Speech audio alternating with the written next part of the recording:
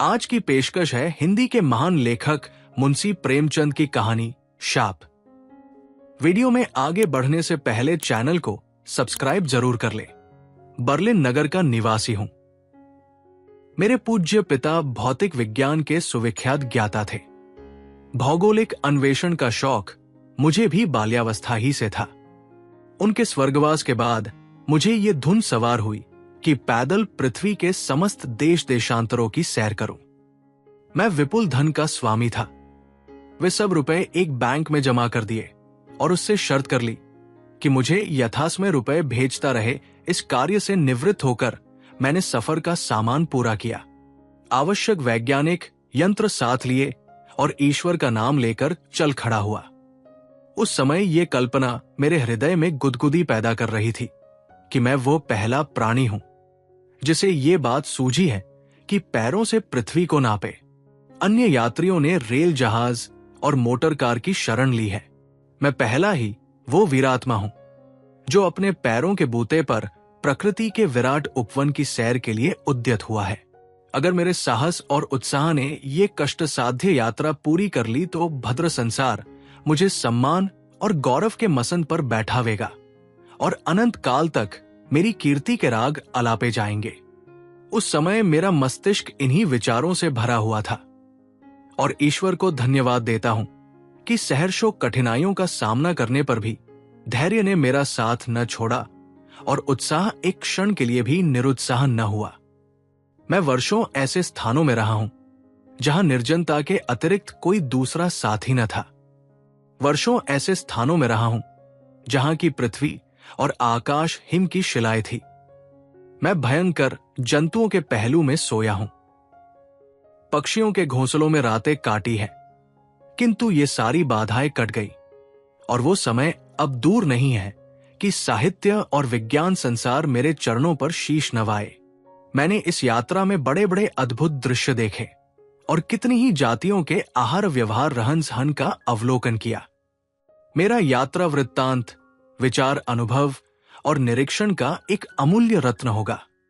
मैंने ऐसी ऐसी आश्चर्यजनक घटनाएं आंखों से देखी है जो आलिफ लैला की कथाओं से कम मनोरंजक न होगी, परंतु वो घटना जो मैंने ज्ञान सरोवर के तट पर देखी उसका उदाहरण मुश्किल से मिलेगा। मैं उसे कभी न भूलूंगा। यदि मेरे इस तमाम परिश्रम का उपहार यही एक रहस्य होता तो मैं उसे पर्याप्त समझता। मैं ये बता देना आवश्यक समझता हूं कि मैं मिथ्यावादी नहीं और न सिद्धियों तथा विभूतियों पर मेरा विश्वास है। मैं उस विद्वान का भक्त हूं जिनका आधार तर्क और न्याय पर है। यदि कोई दूसरा प्राणी यही घटना मुझसे बयान करता तो मुझे विश्वास करने में बहुत संकोच होता, किंतु मैं जो कुछ बयान कर रहा हूं वो सत्य घटना है। यदि मेरे इस आश्वासन पर भी कोई उस पर अविश्वास करे तो उसकी मानसिक दुर्बलता और विचारों की संकीर्णता है। यात्रा का 7वां वर्ष था और ज्येष्ठ का महीना। मैं हिमालय के दामन में ज्ञान सरोवर के तट पर हरी हरी घास पर लेटा हुआ था। ऋतु अत्यंत सुहावनी थी। ज्ञान सरोवर के स्वच्छ निर्मल जल में आकाश और पर्वत श्रेणी के प्रतिबिंब, जल पक्षियों का पानी पर तैरना, शुभ्र हिम श्रेणी का सूर्य के प्रकाश से चमकना आदि अमेरिका के बहुत प्रशंसित दृश्य देखे हैं, पर उनमें ये शांतिप्रद शोभा कहा। मानव बुद्धि ने उनके प्राकृतिक सौंदर्य को अपनी कृत्रिमता से कलंकित कर दिया है।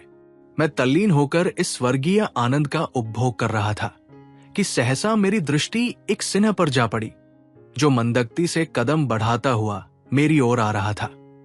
उसे देखते ही मेरा खून सूख गया, होश उड़ गए। ऐसा वृहदाकार भयंकर जंतु मेरी नजर से न गुजरा था। वहां ज्ञान सरोवर के अतिरिक्त कोई ऐसा स्थान नहीं था जहां भागकर अपनी जान बचाता। मैं तैरने में कुशल हूं, पर मैं ऐसा भयभीत हो गया कि अपने स्थान से हिल न सका। मेरे अंग प्रत्यंग मेरे काबू से बाहर थे। समझ गया कि मेरी जिंदगी यही तक थी। इस शेर के पंजे से बचने की कोई आशा न थी। अकस्मात मुझे स्मरण हुआ कि मेरी जेब में एक पिस्तौल गोलियों से भरी हुई रखी है जो मैंने आत्मरक्षा के लिए चलते समय साथ ले ली थी और अब तक प्राणपण से इसकी रक्षा करता आया था। आश्चर्य है कि इतनी देर तक मेरी स्मृति कहां सोई रही। मैंने तुरंत ही पिस्तौल निकाली और सोचा था कि शेर पर वार करूं कि मेरे कानों में ये शब्द सुनाई दिए, मुसाफिर, ईश्वर के लिए वार न करना, अन्यथा मुझे दुख होगा। सिंहराज से तुझे हानि न पहुंचेगी। मैंने चकित होकर पीछे की ओर देखा तो एक युवती रमणी आती हुई दिखाई दी। उसके एक हाथ में सोने का लोटा था और दूसरे में एक तश्तरी। मैंने जर्मनी की हुरें और कोहकाफ की परियां देखी है, पर हिमाचल पर्वत की ये अप्सरा मैंने एक ही बार देखी और उसका चित्र आज तक हृदय पट पर खिंचा हुआ है। मुझे स्मरण नहीं कि रफल या कोर्जियो ने भी कभी ऐसा चित्र खींचा हो। वैन डाइक और रेम्ब्रांड के आकृति चित्रों में भी ऐसी मनोहर छवि नहीं देखी। पिस्तौल मेरे हाथ से गिर पड़ी। कोई दूसरी शक्ति इस समय मुझे अपनी भयावह परिस्थिति से निश्चिंत न कर सकती थी। मैं उस सुंदरी की ओर देख ही रहा था कि वो सिंह के पास आई। सिंह उसे देखते ही खड़ा हो गया और मेरी ओर सशंक नेत्रों से देखकर मेघ की भांति गरजा। रमणी ने एक रुमाल निकालकर उसका मुंह पोंछा और फिर लोटे से दूध उड़ेलकर उसके सामने रुख दिया। सिंह दूध पीने लगा। मेरे विस्मय की अब कोई सीमा न थी। चकित था कि यह कोई तिलस्म है या जादू।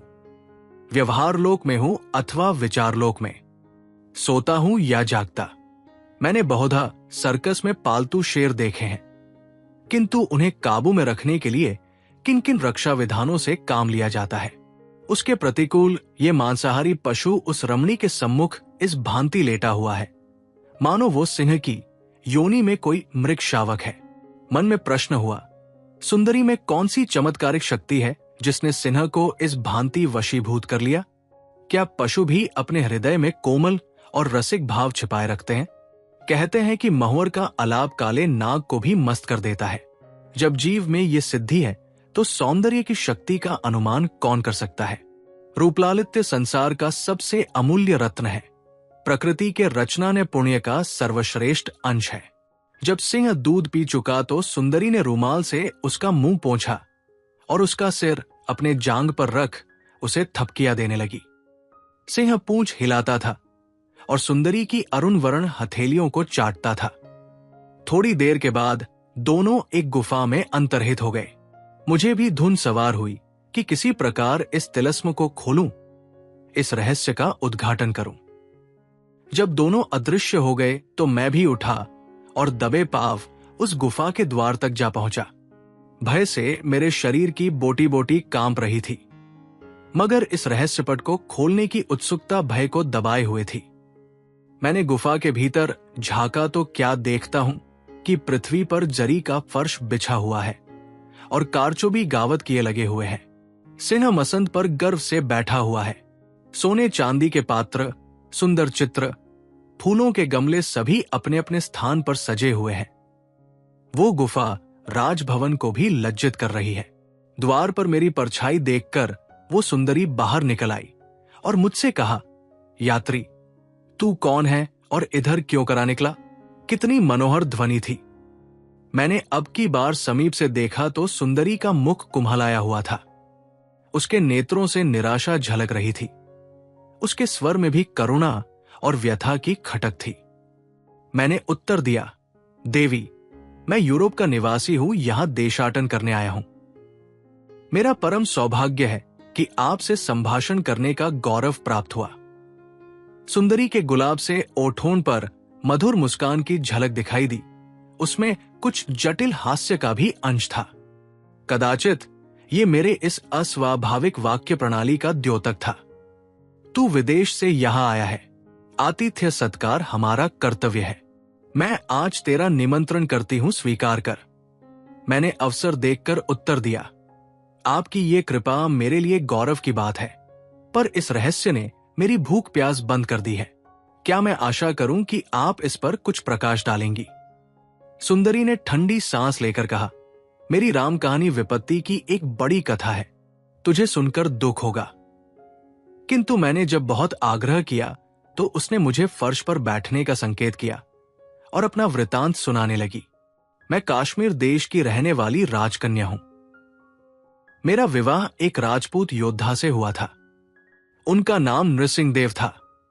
हम दोनों बड़े आनंद से जीवन व्यतीत करते थे। संसार का सर्वोत्तम पदार्थ रूप है, दूसरा स्वास्थ्य और तीसरा धन। परमात्मा ने हमको ये तीनों ही पदार्थ प्रचुर परिमाण में प्रदान किए थे।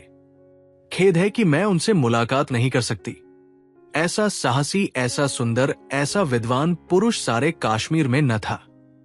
मैं उनकी आराधना करती थी। उनका मेरे ऊपर अपार स्नेह था। कई वर्षों तक हमारा जीवन एक जलस्रोत की भांति वृक्षपुंजों और हरे भरे मैदानों में प्रवाहित होता रहा। मेरे पड़ोस में एक मंदिर था। पुजारी एक पंडित श्रीधर थे। हम दोनों प्रातःकाल तथा संध्या समय उस मंदिर में उपासना के लिए जाते। मेरे स्वामी कृष्ण के भक्त थे। मंदिर एक सुरम्य सागर के तट पर बना हुआ था। वहां की परिष्कृत मंद समीर चित्त को पुलकित कर देती थी। इसीलिए हम उपासना के पश्चात भी वहां घंटों वायु सेवन करते रहते थे। श्रीधर बड़े विद्वान, वेदों के ज्ञाता, शास्त्रों के जानने वाले थे। कृष्ण पर उनकी भी अविचल भक्ति थी। समस्त कश्मीर में उनके पांडित्य की चर्चा थी। वो बड़े संयमी, संतोषी, आत्मज्ञानी पुरुष थे। उनके नेत्रों से शांति की ज्योतिरेखाएं निकलती हुई मालूम होती थी। सदैव परोपकार में मग्न रहते थे। उनकी वाणी ने भी किसी का हृदय नहीं दुखाया। उनका हृदय नित्य परवेदना से पीड़ित रहता था। पंडित श्रीधर मेरे पतिदेव से लगभग 10 वर्ष बड़े थे, पर उनकी धर्मपत्नी विद्याधरी मेरी समवयस्क थी। हम दोनों सहेलियां थी। विद्याधरी अत्यंत गंभीर शांत प्रकृति की स्त्री थी। यद्यपि रंगरूप में वही रानी थी, पर वो अपनी अवस्था से संतुष्ट थी। अपने पति को वो देवतुल्य समझती थी। श्रावण का महीना था। आकाश पर काले काले बादल मंडरा रहे थे, मानो काजल के पर्वत उड़े जा रहे हैं। झरनों से दूध की धारें निकल रही थी और चारों तरफ हरियाली छाई हुई थी। नन्ही नन्ही फुहारें पड़ रही थी, मानो स्वर्ग से अमृत की बूंदें टपक रही है। जल की बूंदें फूलों और पत्तियों के गले में चमक रही थी। चित्त को अभिलाषाओं से उभारने वाला समाज छाया हुआ था। ये वो समय है जब रमणियों को विदेशगामी प्रियतम की याद रुलाने लगती है, जब हृदय किसी से आलिंगन करने के लिए व्यग्र हो जाता है, जब सूनी सेज देखकर कलेजे में हुक्सी उठती है। इसी ऋतु में विरह की मारी वियोगिनियां अपनी बीमारी का बहाना करती है, जिससे उसका पति उसे देखने आवे। इसी ऋतु में माली की कन्या धानी साड़ी पहनकर क्यारियों में इठलाती हुई चंपा और बेले के फूलों से आंचल भरती है, क्योंकि हार और गजरों की मांग बहुत बढ़ जाती है। मैं और विद्याधरी ऊपर छत पर बैठी हुई वर्षा ऋतु की बहार देख रही थी और कालिदास का ऋतु संहार पढ़ती थी कि इतने में मेरे पति ने आकर कहा, आज बड़ा सुहावना दिन है, झूला झूलने में बड़ा आनंद आएगा। सावन में झूला झूलने का प्रस्ताव क्यों कर रद्द किया जा सकता था। इन दिनों प्रत्येक रमणी का चित्त आप ही झूला झूलने के लिए विकल हो जाता है। जब वन के वृक्ष झूला झूलते हों, जब सारी प्रकृति आंदोलित हो रही हो, तो रमणी का कोमल हृदय क्यों न चंचल हो जाए। विद्याधरी भी राजी हो गई। रेशम की डोरिया कदम की डाल पर पड़ गई, चंदन का पटरा रख दिया गया और मैं विद्याधरी के साथ झूला झूलने चली। जिस प्रकार ज्ञान सरोवर पवित्र जल से परिपूर्ण हो रहा है, उसी भांति हमारे हृदय पवित्र आनंद से परिपूर्ण थे। किंतु शोक, वो कदाचित मेरे सौभाग्य चंद्र की अंतिम झलक थी। मैं झूले के पास पहुंचकर पटरे पर जा बैठी, किंतु कोमलांगी विद्याधरी ऊपर न आ सकी। वो कई बार उचकी, परंतु पटरे तक न आ सकी। तब मेरे पतिदेव ने सहारा देने के लिए उसकी बाह पकड़ ली। उस समय उनके नेत्रों में एक विचित्र तृष्णा की झलक थी और मुख पर एक विचित्र आतुरता। वो धीमे में मल्हार गा रहे थे, किंतु विद्याधरी जब पटरे पर आई तो उसका मुख डूबते हुए सूर्य की भांति लाल हो रहा था, नेत्र अरुण वर्ण हो रहे थे। उसने पतिदेव की ओर क्रोधोन्मत्त होकर कहा, तूने काम के वश होकर मेरे शरीर में हाथ लगाया है। मैं अपने पातिव्रत के बल से तुझे शाप देती हूं कि तू इसी क्षण पशु हो जा। ये कहते ही विद्याधरी ने अपने गले से रुद्राक्ष की माला निकालकर मेरे पतिदेव के ऊपर फेंक दिया और तत्क्षण ही पटरे के समीप मेरे पतिदेव के स्थान पर एक विशाल सिंह दिखलाई दिया। ऐ मुसाफिर, अपने प्रिय पति देवता की ये गति देखकर मेरा रक्त सूख गया और कलेजे पर बिजली सी आ गिरी। मैं विद्याधरी के पैरों से लिपट गई और फूट फूट कर रोने लगी। उस समय अपनी आंखों से देखकर अनुभव हुआ कि पतिव्रत की महिमा कितनी प्रबल है। ऐसी घटनाएं मैंने पुराणों में पढ़ी थी, परंतु मुझे विश्वास न था कि वर्तमान काल में, जबकि स्त्री पुरुष के संबंध में स्वार्थ की मात्रा दिनों-दिन अधिक होती जाती है, पतिव्रत धर्म में ये प्रभाव होगा। परंतु ये नहीं कह सकती कि विद्याधरी के विचार कहां तक ठीक थे। मेरे पति विद्याधरी को सदैव बहन कहकर संबोधित करते थे। ये अत्यंत रूपवान थे और रूपवान पुरुष की स्त्री का जीवन कभी सुखमय नहीं होता, पर मुझे उन पर संशय करने का अक्सर कभी नहीं मिला। वो स्त्रीव्रत धर्म का वैसा ही पालन करते थे जैसे सती अपने धर्म का। उनकी दृष्टि में कुचेष्टा न थी और विचार अत्यंत उज्जवल और प्रतिज्ञ थे। यहां तक कि कालिदास की श्रृंगारमय कविता भी उन्हें प्रिय न थी। मगर काम के मर्म भेदी बाणों से कौन बचा है? जिस काम ने शिव, ब्रह्मा जैसे तपस्वियों की तपस्या भंग कर दी, जिस काम ने नारद और विश्वामित्र जैसे ऋषियों के माथे पर कलंक का टीका लगा दिया, वो काम सब कुछ कर सकता है। संभव है कि सुरापान ने उद्दीपक ऋतु के साथ मिलकर उनके चित्त को विचलित कर दिया हो। मेरा गुमान तो यह है कि यह विद्याधरी को केवल भ्रांति थी। जो कुछ भी हो, उसने शाप दे दिया। उस समय मेरे मन में भी उत्तेजना हुई कि जिस शक्ति का विद्याधरी को गर्व है, क्या वो शक्ति मुझ में नहीं है? क्या मैं पतिव्रत नहीं हूं? किंतु हां, मैंने कितना ही चाहा कि शाप के शब्द मुंह से निकालूं, पर मेरी जबान बंद हो गई। अखंड विश्वास जो विद्याधरी को अपने पतिव्रत पर था, मुझे न था। विमाता ने मेरे प्रतिकार के आवेग को शांत कर दिया। मैंने बड़ी दीनता के साथ कहा, बहन, तुमने ये क्या किया? विद्याधरी ने निर्दय होकर कहा, मैंने कुछ नहीं किया, ये उसके कर्मों का फल है। मैं तुम्हें छोड़कर और किसी शरण जाऊं, क्या तुम इतनी दया न करोगी? विद्याधरी, मेरे किए अब कुछ नहीं हो सकता। मैं देवी, तुम पतिव्रतधारिणी हो।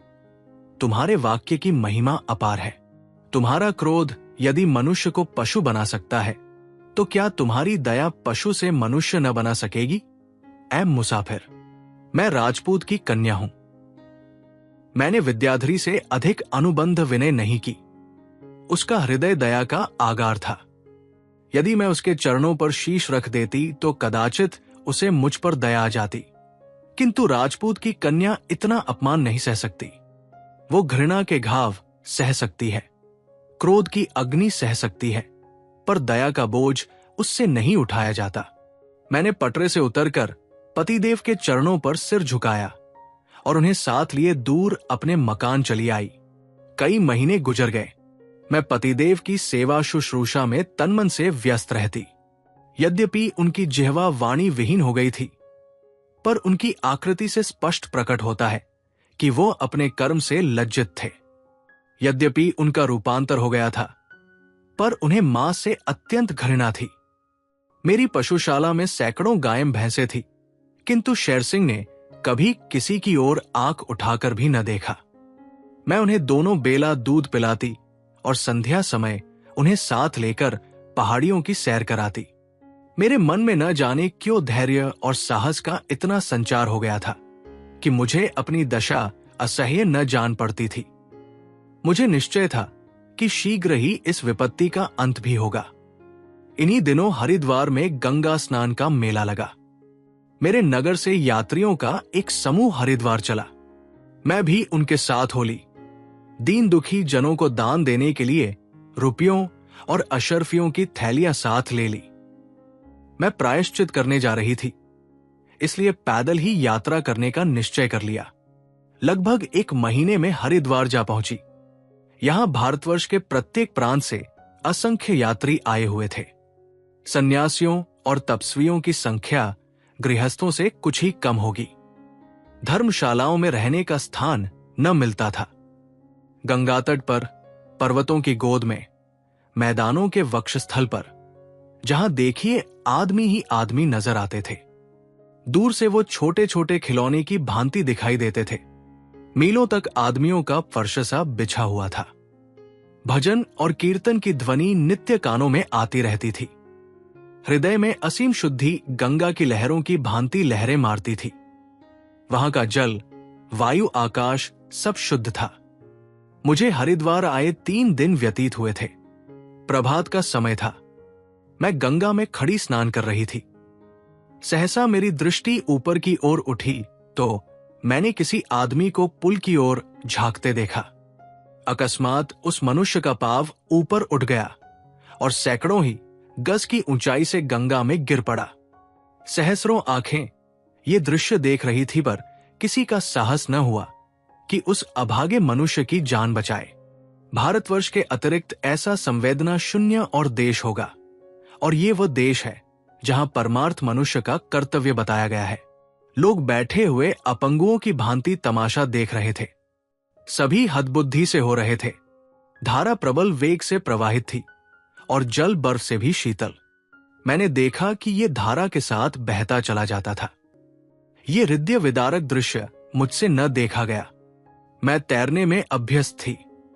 मैंने ईश्वर का नाम लिया और मन को दृढ़ करके धारा के साथ तैरने लगी। ज्यों-ज्यों मैं आगे बढ़ती थी, वो मनुष्य मुझसे दूर होता जाता था, यहां तक कि मेरे सारे अंग ठंड से शून्य हो गए। मैंने कई बार चट्टानों को पकड़कर दम लिया, कई बार पत्थरों से टकराई। मेरे हाथ ही न उठते थे। सारा शरीर बर्फ का ढांचा सा बना हुआ था।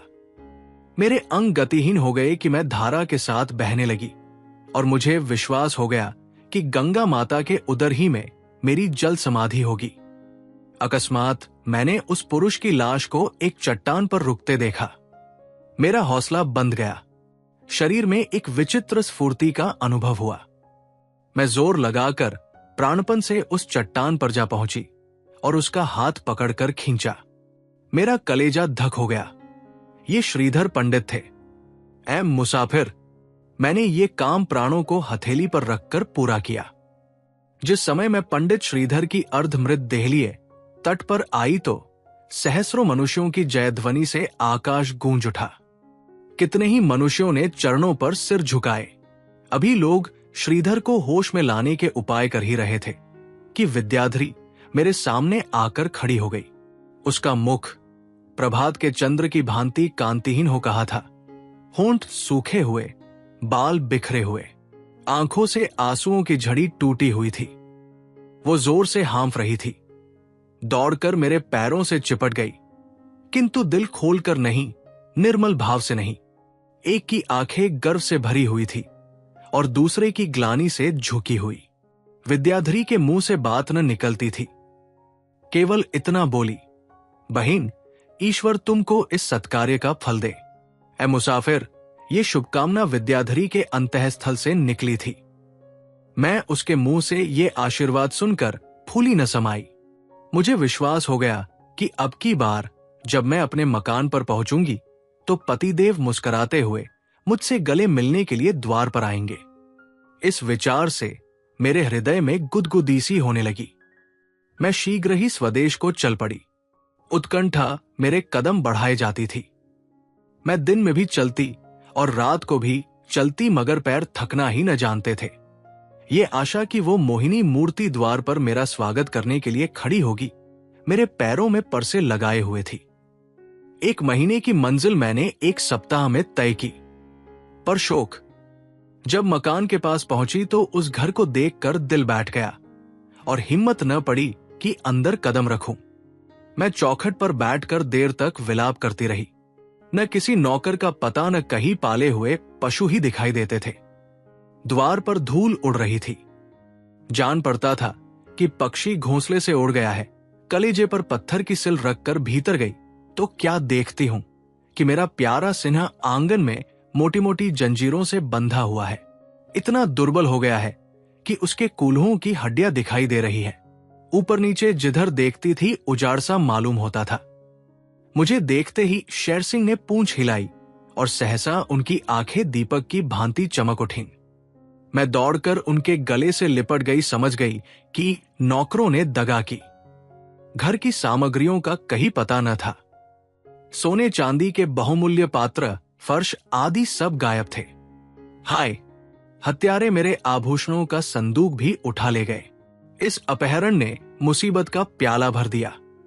शायद पहले उन्होंने शेर सिंह को जकड़कर बांध दिया होगा, फिर खूब दिल खोलकर नोच खसोट की होगी। कैसी विडंबना थी कि धर्म लूटने गई थी और धन लुटा बैठी। दरिद्रता ने पहली बार अपना भयंकर रूप दिखाया। ऐ मुसाफिर, इस प्रकार लुट जाने के बाद वो स्थान आंखों में कांटे की तरह खटकने लगा।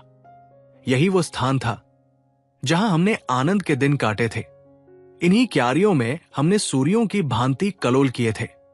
प्रत्येक वस्तु से कोई न कोई स्मृति संबंधित थी। उन दिनों की याद करके आंखों से रक्त के आंसू बहने लगे थे। बसंत की ऋतु थी। बौर की महक से वायु सुगंधित हो रही थी। महुआ के वृक्षों के नीचे परियों के शयन करने के लिए मोतियों की शैया बिछाई हुई थी। करौंदा और नींबू के फूलों की सुगंध से चित्त प्रसन्न हो जाता था। मैंने अपने जन्मभूमि को सदैव के लिए त्याग दिया।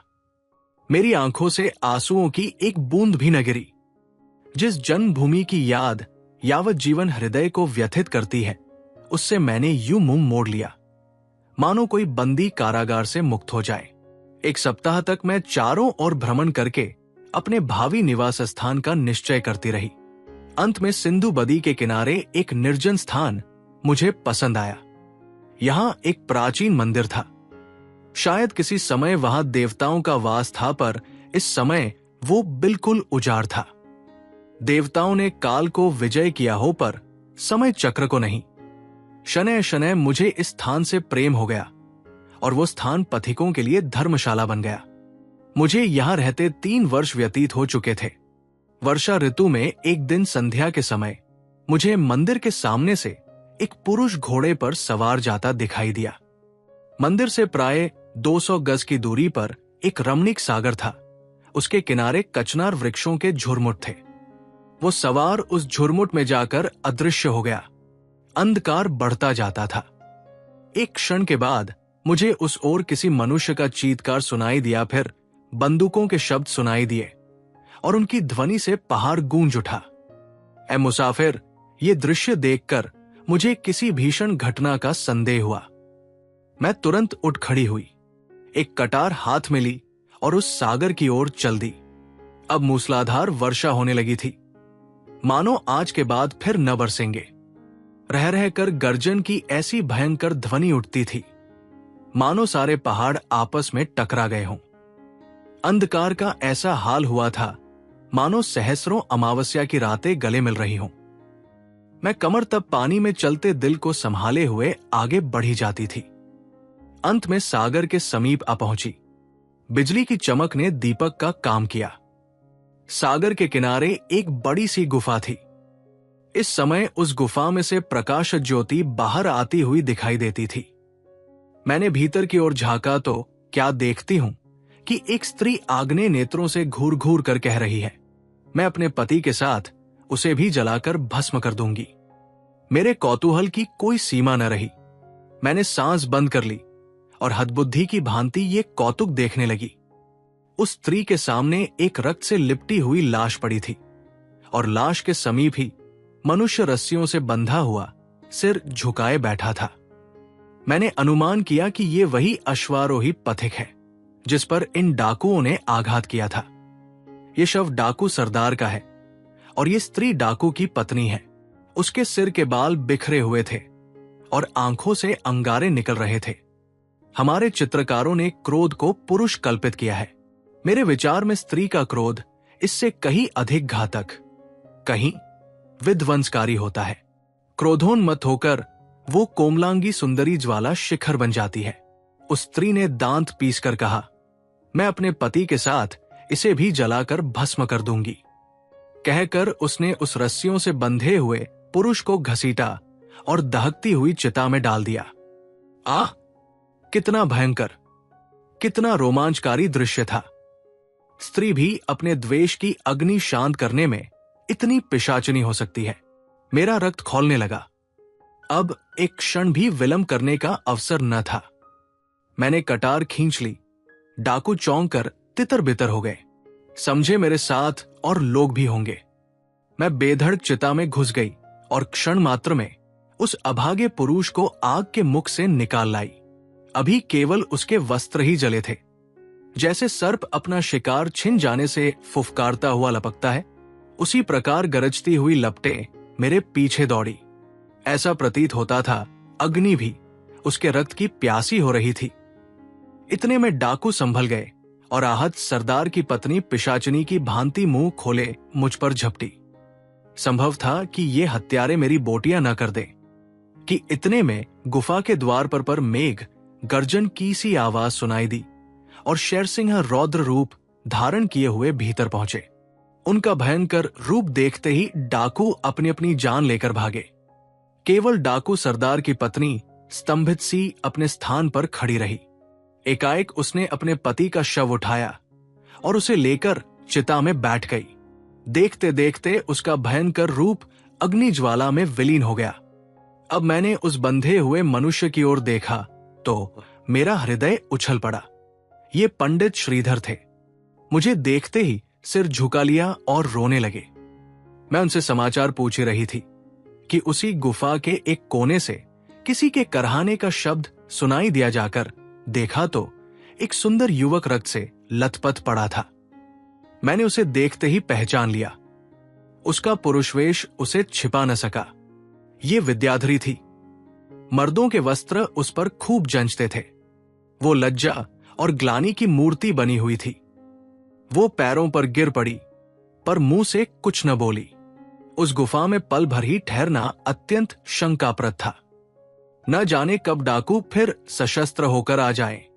उधर चिताग्नि भी शांत होने लगी और उस सती की भी भीषण काया अत्यंत तेज रूप धारण करके हमारे नेत्रों के सामने तांडव क्रीड़ा करने लगी। मैं बड़ी चिंता में पड़ी कि इन दोनों प्राणियों को कैसे यहां से निकालें। दोनों ही रक्त से चूर थे। शेरसिंह ने मेरा असमंजस ताड़ लिया। रूपांतर हो जाने के बाद उनकी बुद्धि तीव्र हो गई थी। उन्होंने मुझे संकेत किया कि दोनों को हमारी पीठ पर बिठा दो। पहले तो मैं उनका आशय न समझी, पर जब उन्होंने संकेत को बार बार दोहराया तो मैं समझ गई। गूंगों के घर वाले गूंगों की बातें खूब समझते हैं। मैंने पंडित श्रीधर को गोद में उठाकर शेरसिंह की पीठ पर बिठा दिया। उसके पीछे विद्याधरी को थी बिठाया। नन्हा बालक भालू की पीठ पर बैठकर जितना डरता है, उससे कहीं ज्यादा ये दोनों प्राणी भयभीत हो रहे थे। चिताग्नि के क्षीण प्रकाश में उनके भय विकृत मुख देखकर करुण विनोद होता था। अस्तु मैं इन दोनों प्राणियों को साथ लेकर गुफा से निकली और फिर उसी तिमिर सागर को पार करके मंदिरा पहुंची। मैंने एक सप्ताह तक उनका यहां यथाशक्ति सेवा सत्कार किया। जब वो भली भांति स्वस्थ हो गए तो मैंने उन्हें विदा किया। ये स्त्री पुरुष कई आदमियों के साथ टेढ़ी जा रहे थे। यहां के राजा पंडित श्रीधर के शिष्य है। पंक्ति श्रीधर का घोड़ा आगे था।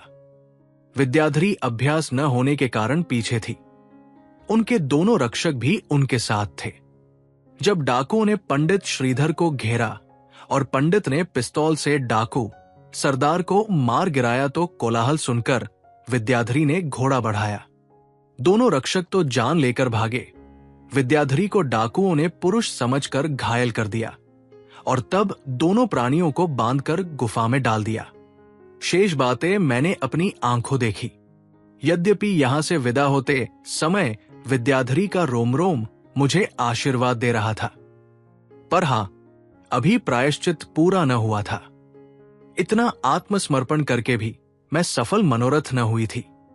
ऐ मुसाफिर, उस प्रांत में अब मेरा रहना कठिन हो गया।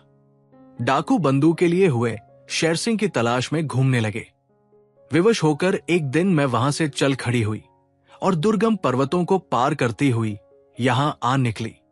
ये स्थान मुझे ऐसा पसंद आया कि मैंने इस मुकाम को अपना घर बना लिया है। आज पूरे 3 वर्ष गुजरे जब मैंने पहले पहल ज्ञान सरोवर के दर्शन किए। उस समय भी यही ऋतु थी। मैं ज्ञान सरोवर में पानी भरने गई हुई थी।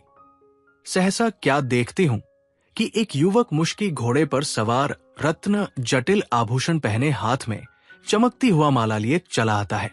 शेर सिंह को देखकर वो ठिठका और भाला संभाल कर उन पर वार कर बैठा। शेर सिंह को क्रोध आया।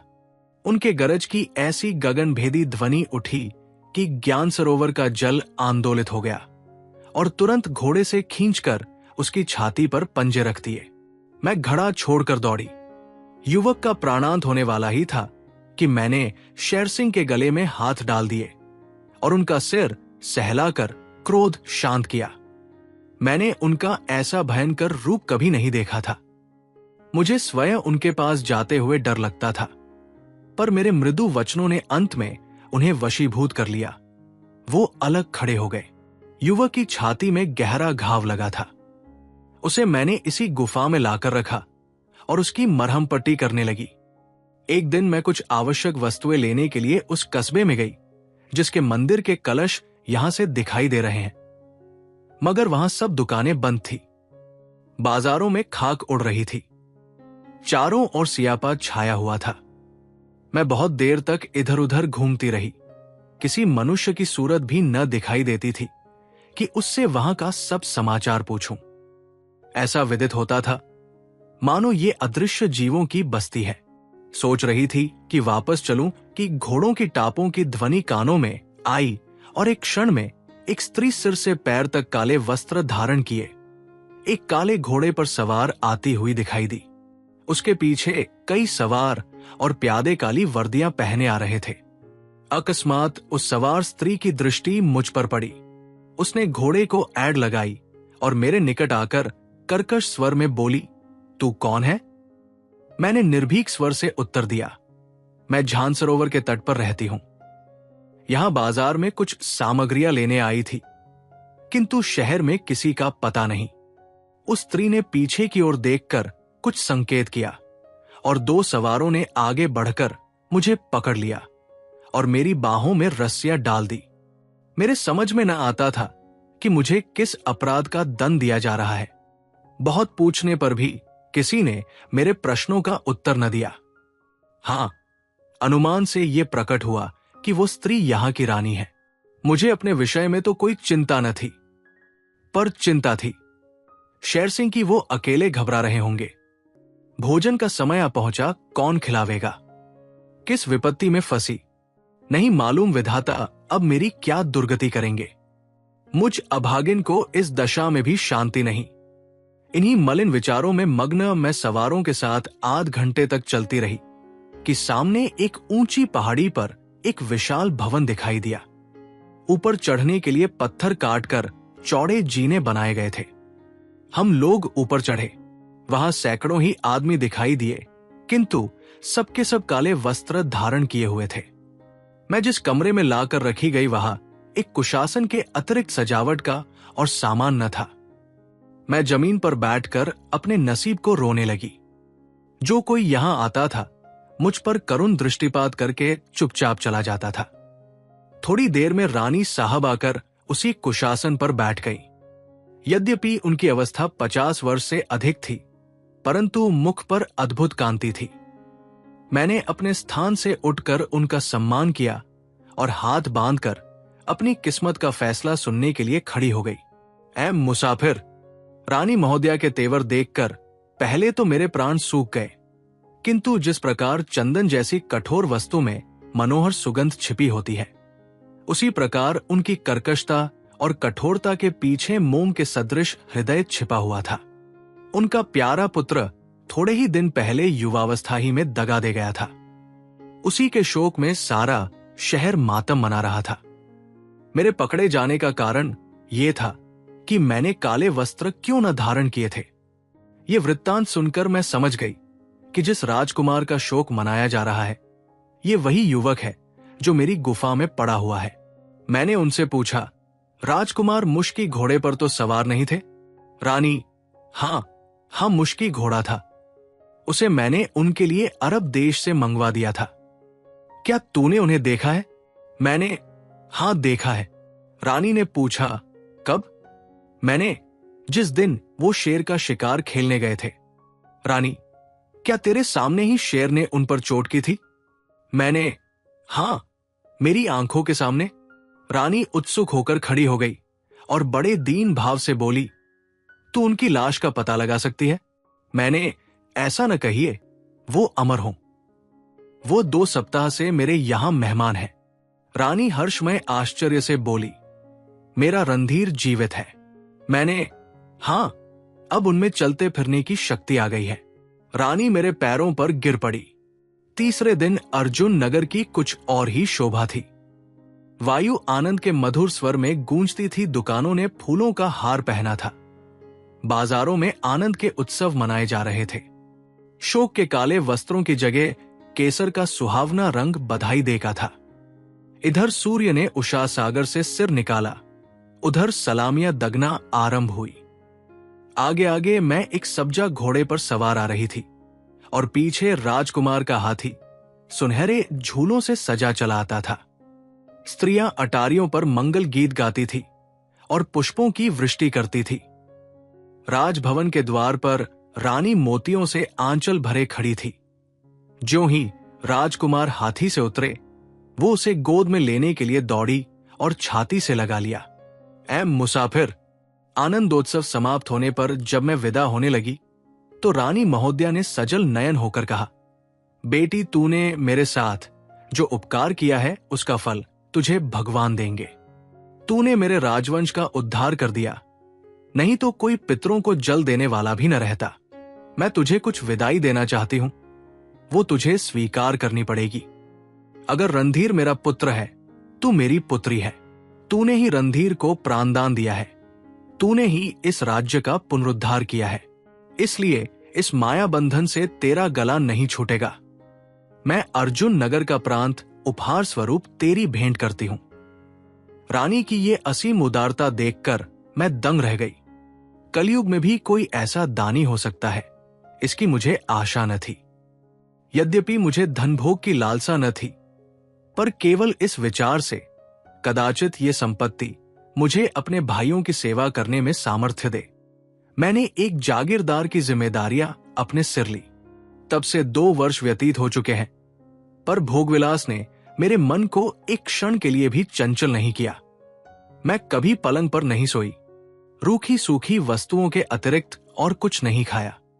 पतिवियोग की दशा में स्त्री तपस्विनी हो जाती है, उसकी वासनाओं का अंत हो जाता है।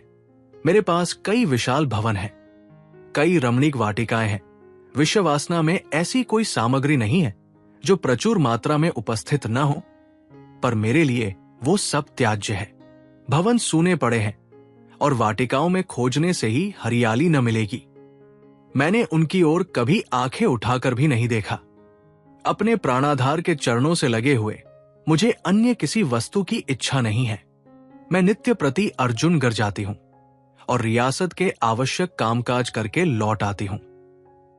मैं उसकी कौड़ी भी अपने खर्च में नहीं लाती। आपको अवकाश हो तो आप मेरी रियासत का प्रबंध देखकर प्रसन्न होंगे। मैंने इन 2 वर्षों में 20 बड़े बड़े तालाब बनवा दिए हैं और 40 गौशाला बनवा दी है। मेरा विचार है कि अपनी रियासत में नहरों का ऐसा जाल बिछा दूं जैसे शरीर में नाड़ियों का। मैंने 100 कुशल वैद्य नियुक्त कर दिए हैं जो रोग की निवृत्ति करें। मेरा कोई ग्राम नहीं है जहां मेरी ओर से सफाई का प्रबंध न हो। छोटे छोटे गांवों में भी आपको लालटेन जलती हुई मिलेंगी। दिन का प्रकाश ईश्वर देता है, रात के प्रकाश की व्यवस्था करना राजा का कर्तव्य है। मैंने सारा प्रबंध पंडित श्रीधर के हाथों में दे दिया है। सबसे प्रथम कार्य जो मैंने किया वो था कि उन्हें ढूंढ निकालूं और ये भार सिर रख दूं। इस विचार से नहीं उनका सामना करना मेरा अभीष्ट था, बल्कि मेरी दृष्टि में कोई अन्य पुरुष ऐसा कर्तव्यपरायण, ऐसा निष्प्रिय, ऐसा सच्चरित्र न था। मुझे पूर्ण विश्वास है कि ये यावत जीवन रियासत की बागडोर अपने हाथ में रखेंगे। विद्याधरी भी उनके साथ है, वही शांति और संतोष की मूर्ति, वही धर्म और सत की देवी। उसका पतिव्रत अब भी ज्ञान सरोवर की भांति अपार और अथाह है। यद्यपि उसका सौंदर्य सूर्य मध्याह्न पर नहीं है, पर अब भी वो रनिवास की रानी जान पड़ती है। चिंताओं ने उसके मुख पर शिकन डाल दिए है। हम दोनों कभी कभी मिल जाती है, किंतु बातचीत की नौबत नहीं आती। उसकी आंखें झुक जाती हैं। मुझे देखते ही उसके ऊपर घड़ों पानी पड़ जाता है और उसके माथे के जल बिंदु दिखाई देने लगते हैं। मैं आपसे सत्य कहती हूं कि मुझे विद्याधरी से कोई शिकायत नहीं है। उसके प्रति मेरे मन में दिनों दिन श्रद्धा भक्ति बढ़ती जाती है।